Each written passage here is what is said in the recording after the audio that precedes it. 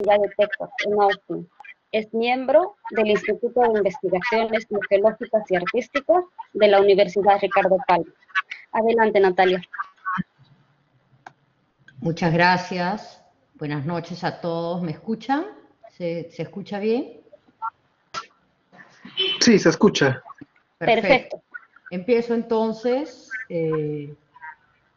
la presentación de esta revista IAPA, lo cual me causa, por supuesto, muchísimo gusto, porque el solo hecho de discutir una revista que alcanza 17 números es algo ya bastante sorprendente en nuestro medio. Así que empiezo por donde se debe, con una felicitación a Alfonso Castrillón y a todo su equipo por el esfuerzo que han puesto en mantener esta revista, que ha servido y sirve como un espacio vital para la presentación de nuevas investigaciones en historia del arte. De hecho, esos 17 años de IAPA dejan el rastro de lo que podría percibirse como un panorama parcial, por cierto, pero no por ello menos significativo, acerca de cómo se ha desarrollado la historia del arte en el Perú en los últimos 20 años. Me gustaría entonces tomar la oportunidad para pensar este número en esos términos amplios, que son los que la propia revista nos propone, aunque eso signifique no poder detenerme en cada uno de los estudios que la revista contiene. No hay duda de que en su ya larga vida, IAPA ha contribuido a reunir aportes hacia la documentación de la historia del arte local.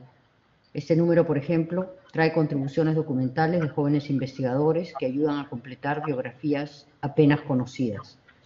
Se trata de los trabajos de Antonio Holguín sobre el pintor catalán Félix Batlle, activo en Lima en el tránsito del siglo XIX, así como otro de Diego Paitán y Marianela Béjar sobre Josefio, cuyo nombre es quizás mejor conocido, aunque su vida y obra en realidad hayan sido tan poco explorados.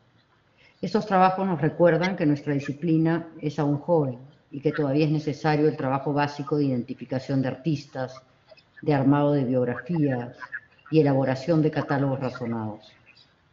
Pero ese es en realidad un punto de partida y no un lugar de llegada. Falta todavía mucho camino por recorrer para lograr establecer el andamiaje teórico e historiográfico que permita armar un debate que pueda trascender la disciplina.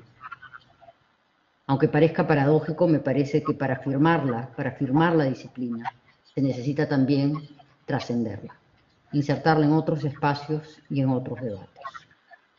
En este número de IAPA se perciben algunos atisbos de cómo puede llevarse a cabo ese descentramiento. Uno de ellos es el desplazamiento geográfico, que rompe con lo que quizás sea la barrera más infranqueable y más limitante que existe para el desarrollo de la disciplina del Perú. Esto es su estricto constreñimiento a los límites de la Estado-nación y con ello también, muchas veces, a los discursos nacionalistas. El artículo de Alejandra Echazú sobre Alejandro González Trujillo, hecho a partir de las cartas con la escritora boliviana Yolanda Bedregal, permite ver lo que siempre fue, para los artistas del sur andino y del altiplano, una relación permeable con una frontera que solo se cosifica a partir de la formación de los estados modernos. El trabajo de Echazú trae una información del todo desconocida en torno a un artista que todavía no encuentra un lugar en los relatos del arte del siglo XX.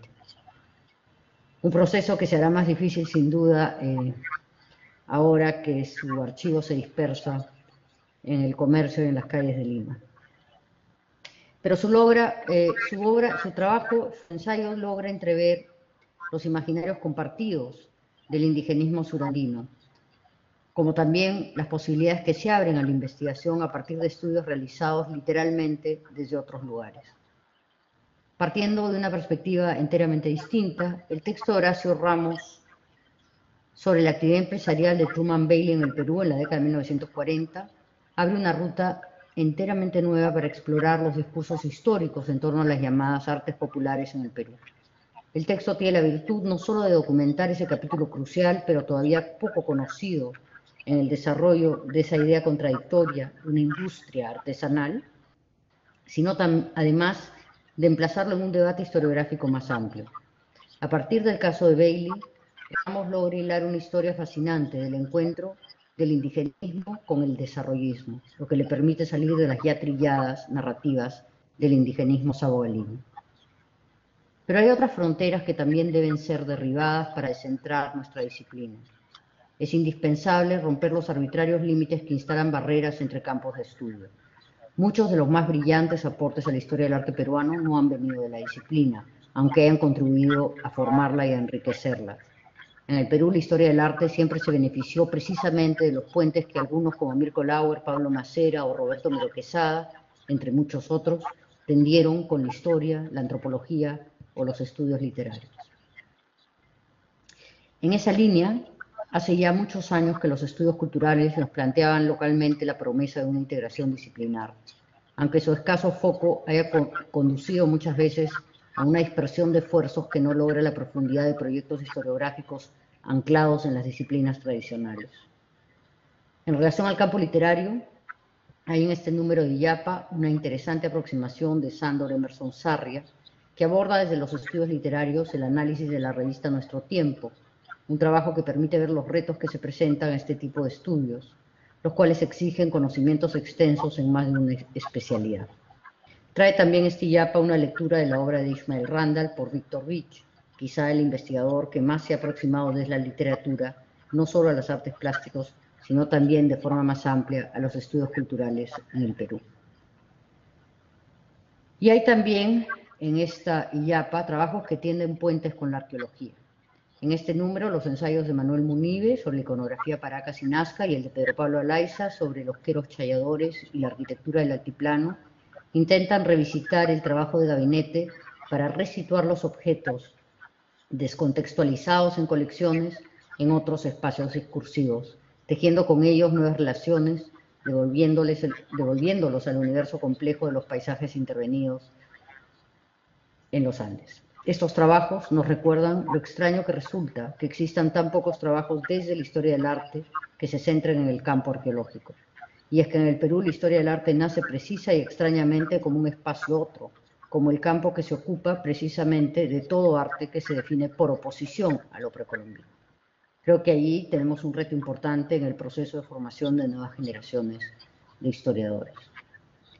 Es interesante también el hecho de que IAPA, al ser un órgano de un instituto de investigaciones museológicas, recoja informes de trabajo sobre nuevos desarrollos en el campo de la museología y de la conservación.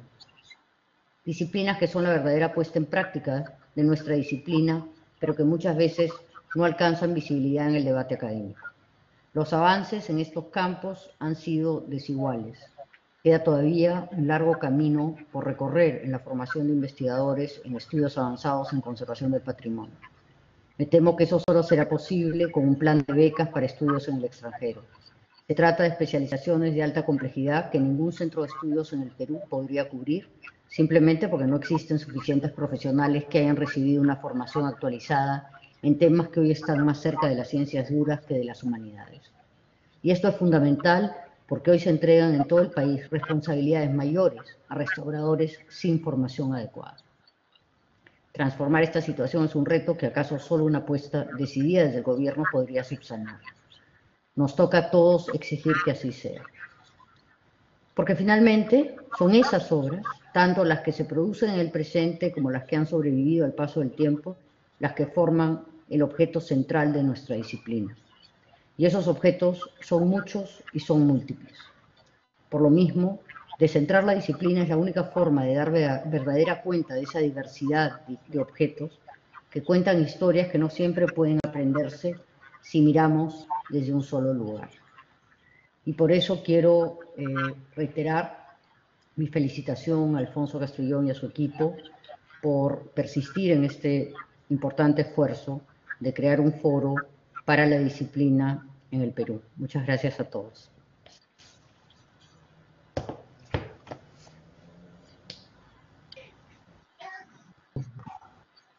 Muchas gracias, Natalia. A continuación, tenemos al doctor Escobrides. Él es investigador de arte virreinal, historiador de arte por la Universidad de Sevilla y doctor en Historia del Arte por la UNED de Madrid, en España. Es profesor principal de la carrera de Historia del Arte en la Universidad de San Marcos y miembro del Instituto de Investigaciones Museológicas y Artísticas de la Universidad Ricardo Palma. Adelante, doctor Escobrides. Buenas noches con todos, espero que se escuche bien, ¿no? Me avisan en todo caso. Sí, profesor, Ya muy bien. se escucha bien, bien. Ya van 17 años de la edición de la revista IAPA Mana Tucucu del Instituto de Investigaciones Museológicas y Artísticas de la Universidad Ricardo Palma. Y este número sale en el marco de un año que nunca olvidaremos, por la pandemia que asoló el mundo y en nuestro Perú se llevó a muchos seres queridos que quedarán en nuestra memoria y entre ellos a Luis Repeto Málaga, el incansable Lucho, al que le decía ciudadano del mundo, porque siempre andaba viajando por razones ligadas a nuestro quehacer cultural. Por ello, en este número, tanto Alfonso Castrillón en su nota editorial como Claudio Mendoza en su In Memoriam dejan plasmado lo que significó Lucho para los museos y la protección y difusión de nuestro patrimonio. Deseo destacar la labor de mi maestro, amigo y colega en los quehaceres universitarios, Alfonso Castrillón, porque igualmente en su incansable labor no ha parado, creando la maestría en museología, dirigiendo la Galería de Artes Visuales y sobre todo esta revista que hoy presentamos, revista que ha abierto las puertas a tantos jóvenes profesionales destacados, de los cuales me enorgullezco, porque pasaron por nuestras aulas en la Escuela Profesional de Arte de la Facultad de Letras de San Marcos, y muchos de ellos encontraron sus líneas de estudio o de interés en el quehacer cultural, en el semillero que fueron sus prácticas en los talleres del Museo de Arte de San Marcos, en los 6 años que tuve a cargo la dirección. El doctor Castrillón reconoció su potencial y son ahora constantes colaboradores de esta revista. María Eugenia Illa, Kelly Carpio, Manuel Munive, Anita Tavera, Fernando Villegas, Javier Chuquiray, Ricardo Kusunoki, Omar Esquivel, Antonio Holguín, entre muchos otros, y que perdonen si me he olvidado de alguno de ellos. En el número actual, impecablemente ilustrado en su portada, como creo todos los números de IAPA, participan María Eugenia Illa en un infaltable homenaje in memoriam al doctor Pablo Macera, quien nos dejó este año, y además en una propuesta de planteamiento museográfico para la Casa Ricardo Palma. Por su parte, Manuel Munivie, en su artículo sobre la plástica rupestre y el diseño en el antiguo Perú, rastro de 2 petroglifos de Palpa en la iconografía de Paracas y Nazca,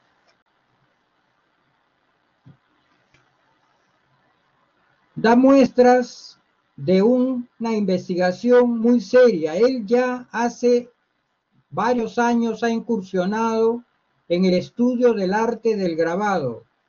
En esta oportunidad centra su interés en analizar 2 petrograbados antropomorfos pertenecientes al paisaje rupestre de Chichictarac, en Palpa, Ica, y plantea que podrían ser antecedentes de motivos iconográficos de las culturas Paracas y Nazca. Para ello, hace uso de una amplia bibliografía y va de la mano de un arqueólogo. Hurga en el análisis formal de su bien formulada interpretación en medio del reto que representa. Además, en otro apartado de la revista, Manuel Munive hace comentarios en las reseñas de exposiciones como el último premio de arte contemporáneo del IGNA 2020.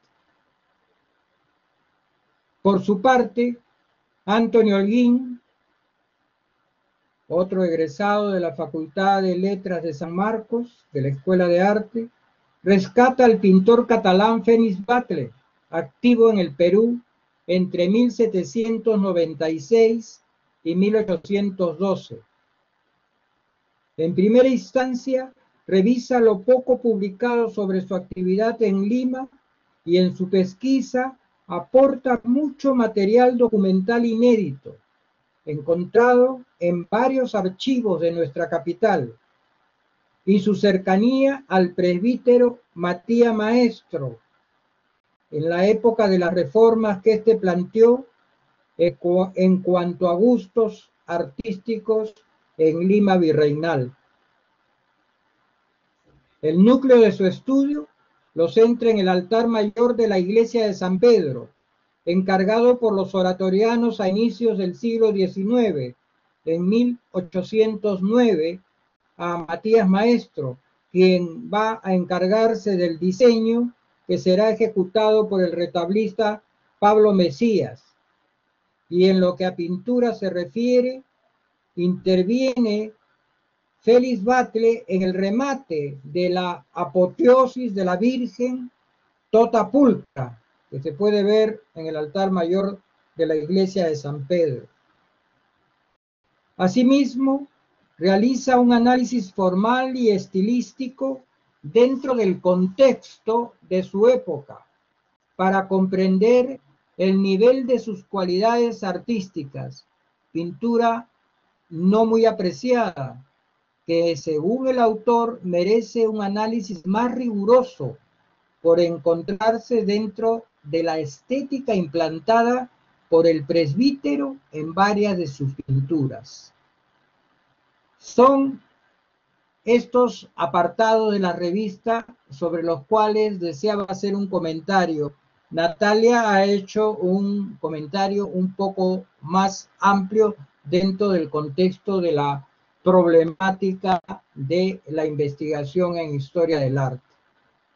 Solo me queda felicitar al doctor Castrillón y a su equipo, deseando que sigan muchos números más. Gracias.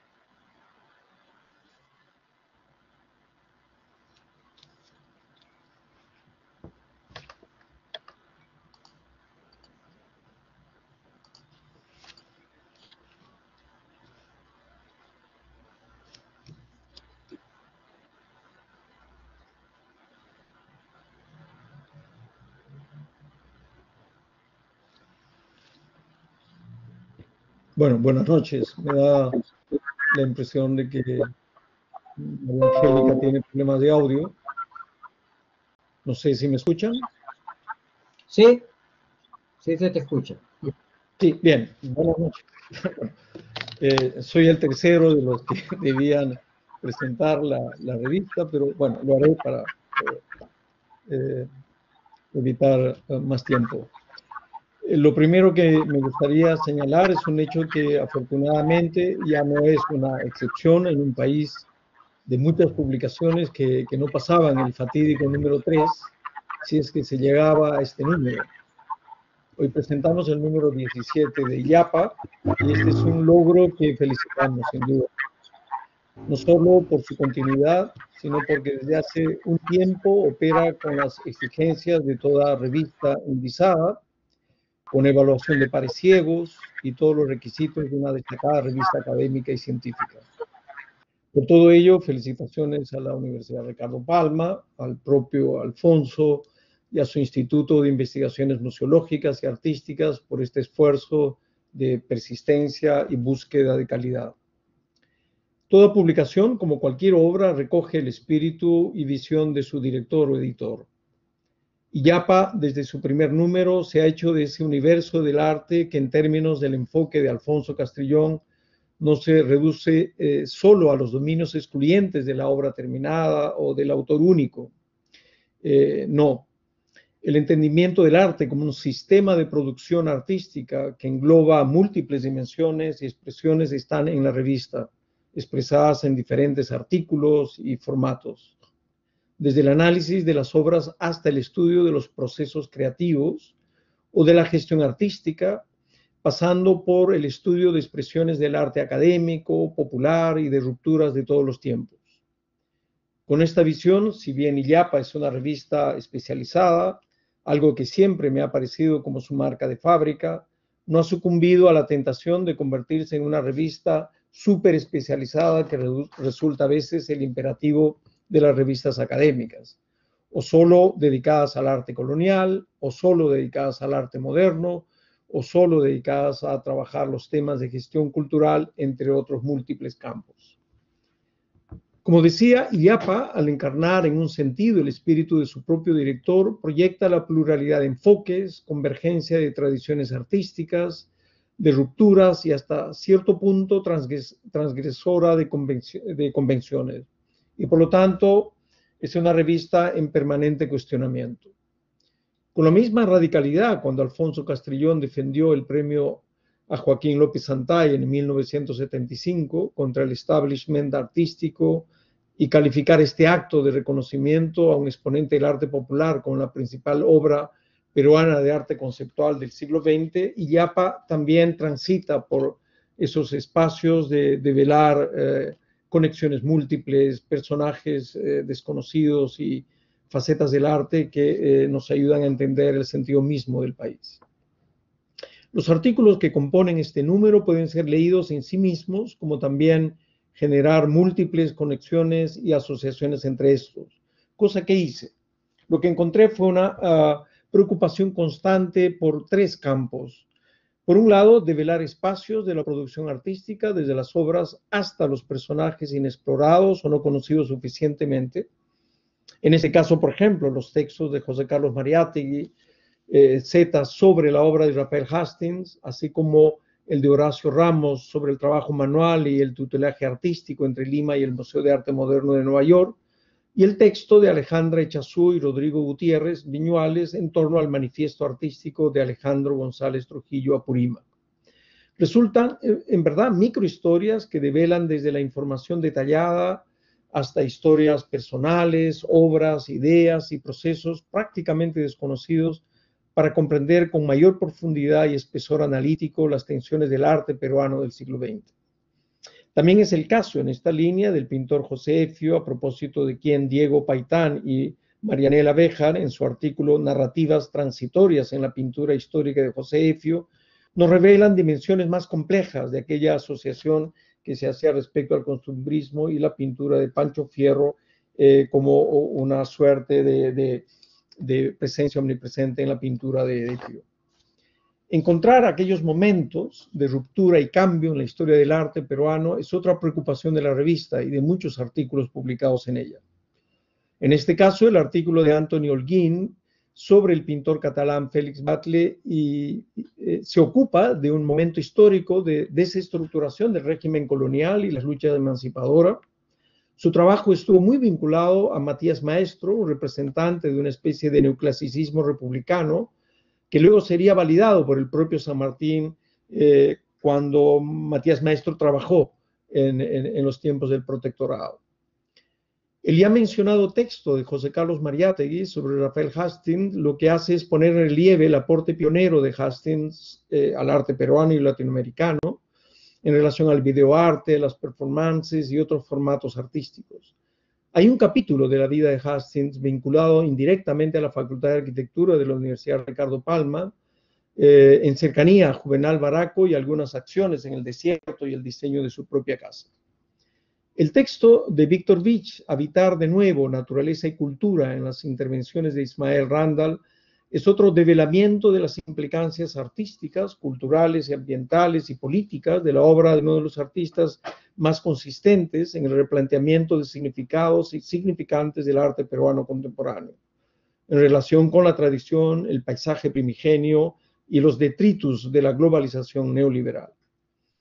Un tercer atributo de Illapa a lo largo de estos números ha sido explorar dimensiones del arte fuera de sus dominios tradicionales para encontrarse con otras disciplinas y realidades también vinculadas directa o indirectamente con los objetivos de Illapa, ¿no? En este número 17, dos textos nos remiten a interconexiones complejas, pero persuasivas, por no decir sorprendentes, entre un lenguaje y otro, entre un soporte material y otro distinto. Manuel Munive, en su artículo La plástica rupestre y el diseño en el antiguo Perú, el rastro de dos petroglifos de Palpa en la iconografía de Paracas y Nazca, procede a una taxonomía iconográfica detallada de cada petroglifo para decodificar una especie de ADN y rastrear su influencia en huacos, telares y otras expresiones de las culturas Paracas y Nazca. En esta misma línea, también la indagación de Pedro Pablo Alaiza en su artículo La arquitectura tiahuanaco y el quero challador, la mímesis con el entorno, procede a revelarnos en su artículo las conexiones entre arquitectura y morfologías atávicas y la lógica de transformación del paisaje como expresión de una estética y pensamiento mito-poético convertido en legado por descubrir. Los cambios producidos en el arte y la arquitectura durante las décadas de 1930 y 1940 han marcado la historia del arte y la arquitectura peruana con el surgimiento de las llamadas vanguardias modernas. En realidad, este periodo sigue siendo aún un campo por descubrir. Existen no solo en relación a Lima, sino en referencia a otras regiones del país, un enorme déficit de información para registrar iniciativas, acciones, personajes y obras que no solo en Lima, sino en el Cusco, Puno, Arequipa o Piura, incluso Iquitos, estaban directamente vinculados con esta pulsión moderna de instaurar un nuevo lenguaje en el arte y la arquitectura peruana. La revista trae en esta oportunidad, tal vez sin proponérselo, 3 artículos que me parecen que ayudan a comprender con más detalle los diferentes movimientos, tensiones y obras surgidas en este singular momento histórico de surgimiento del arte moderno en relación a los impases entre lo antiguo, lo local y lo global. El primero aborda algunos pasajes de la década de 1930 a través del texto ya mencionado, dedicado a Alejandro González y Apurímac, que desde el Cusco, en una relación epistolar con una poetisa, con Yolanda Redregal, poetisa de La Paz, expresa toda su visión y su experiencia respecto a los temas del indigenismo, la relación con la cultura prehispánica y las posibilidades de una reconversión o transfiguración de este arte en términos de clave moderna.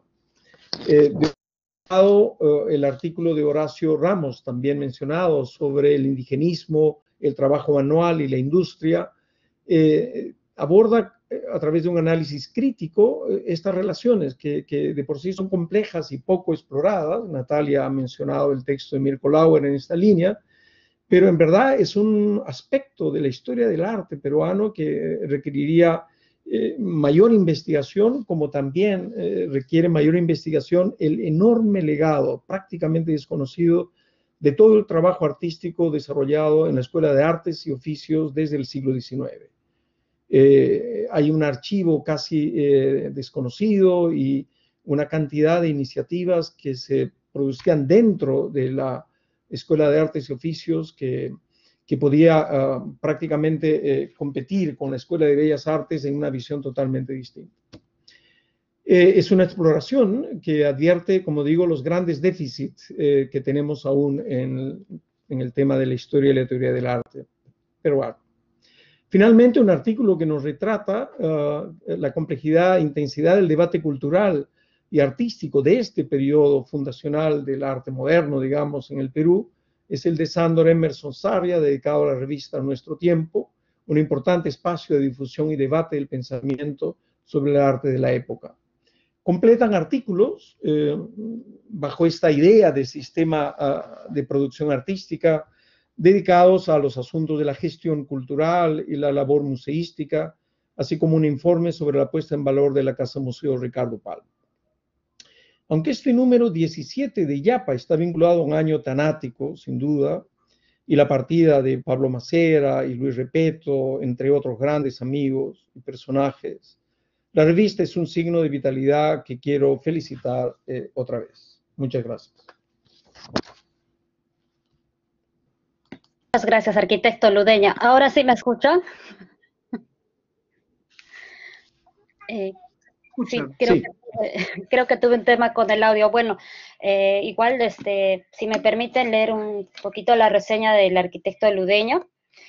Él es arquitecto y urbanista peruano, autor de numerosos libros sobre teoría de la arquitectura, profesor de arquitectura en la Universidad Ricardo Palma, ha realizado su maestría en diseño arquitectónico en la Facultad de Arquitectura, Urbanismo y Artes de la Universidad Nacional de Ingeniería y se doctoró en urbanismo en la Universidad Técnica de Hamburg-Harburg, que espero haberlo dicho bien, en Alemania.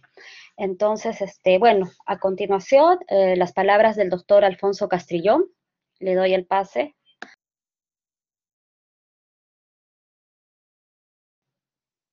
Doctor Alfonso. No olvide prender su micrófono, por favor. ¿Me escucha? Sí, lo escuchamos, doctor.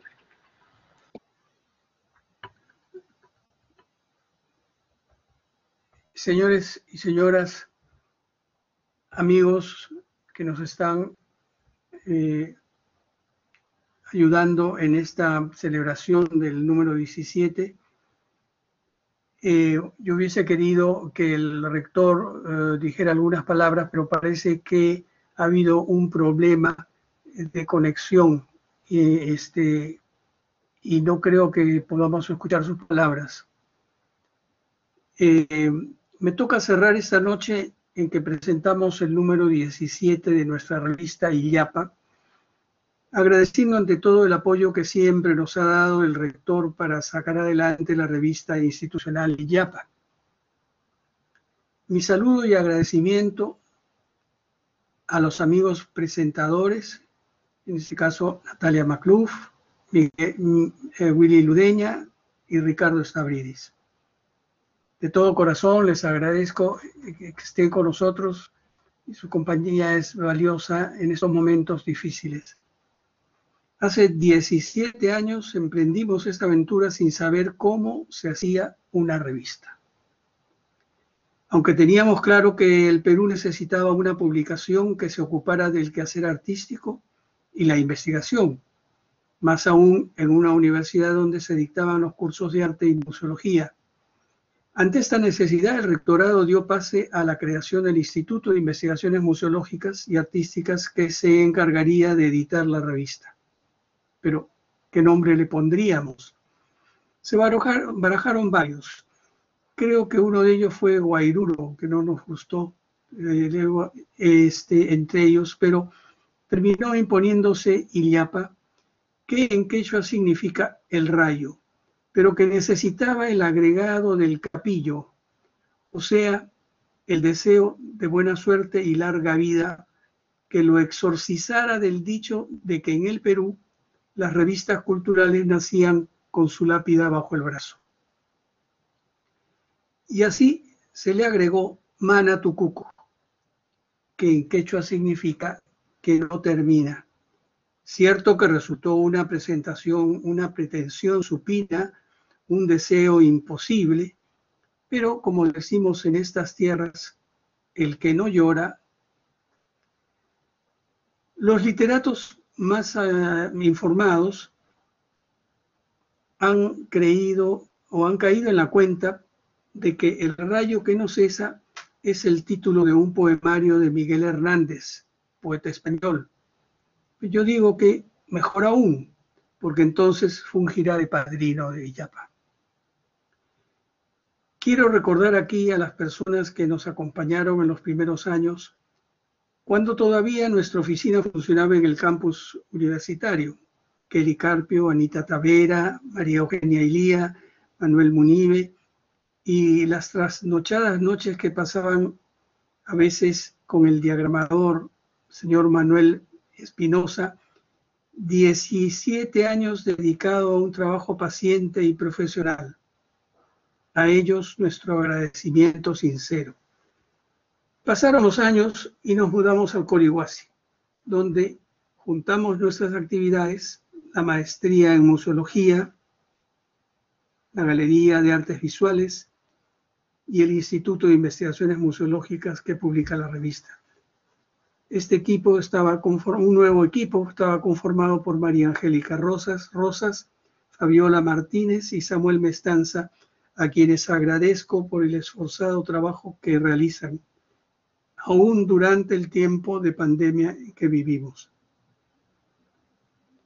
No puedo desearles una feliz Navidad, como es costumbre, pero sí una Navidad esperanzada, para que pronto acabe la pandemia y rehagamos nuestras vidas normalmente. Un abrazo a todos muy fuerte y mi agradecimiento por estar esta noche con nosotros. Gracias.